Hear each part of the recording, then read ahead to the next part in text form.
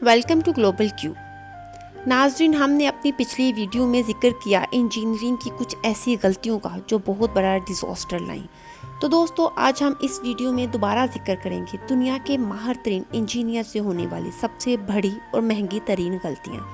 तो नाज़रीन, बढ़ते हैं अपने काउंटडाउन की तरफ। जी तो नाज़रीन, बढ़ते हैं चार्ल्स डी गॉले एयरपोर्ट की तरफ। दोस्तों, एयरपोर्ट दुनिया की हाईली प्रोटेक्टिव प्लेसेस में से एक है। एयरपोर्ट को अच्छा डिज़ाइन किया जाता है ताकि मुल्क का इमेज अच्छा रहे। ये जो ब्यूटीफुल एयरपोर्ट आप देख रहे हैं, ये फ्रांस में वाक़या है। जब ये एयरपोर्ट तामीर हुआ तो इसे फ्रांस के सबसे खूबसूरत एयरपोर्ट्स में शामिल किया गया।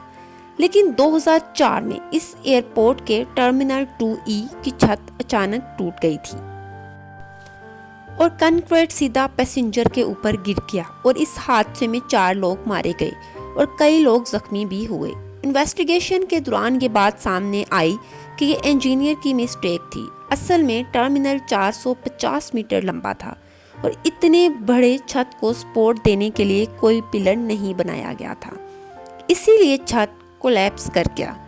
ये हादसा एयरपोर्ट की ओपनिंग के चंद माह बाद ही पेश आ गया था। कभी कभार खूबसूरती डिजास्टर में तब्दील हो जाती है। बहरहाल कुछ भी हो, इंजीनियरिंग के फील्ड में गलती की कोई गुंजाइश नहीं है। जी तो नाज़रीन, अब बात करते हैं हयात रेजेंसी होटल की।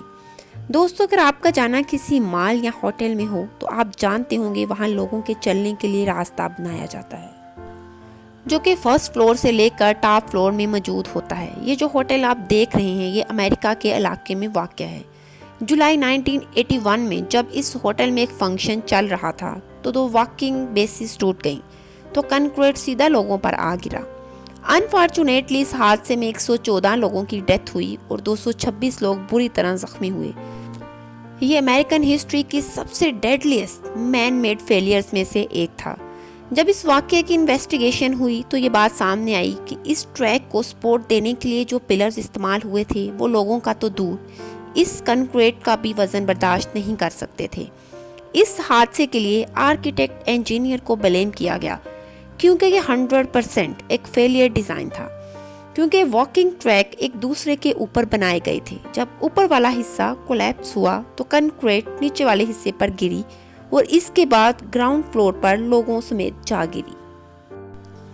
जी तो नाज़रीन, अब बात करते हैं ट्रोपिकाना फील्ड की।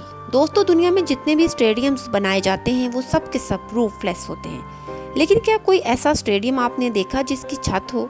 नाज़रीन, ये जो स्टेडियम आप देख रहे हैं ये असल में एक बेसबॉल स्टेडियम है जिसे 1990 में बनाया गया था। हैरानी की बात यह है कि इतने बड़े स्टेडियम को इंजीनियर ने एक सीलिंग रूफ के जरिए कवर कर दिया था। मेन आइडिया ये था कि इस रूफ की मदद से एक तो गर्मी के मौसम में कूलिंग कास्ट की बचत होगी क्योंकि धूप अंदर नहीं आ सकती। दूसरा, ये छत इस स्टेडियम को ख़राब मौसम में प्रोटेक्ट करेगा।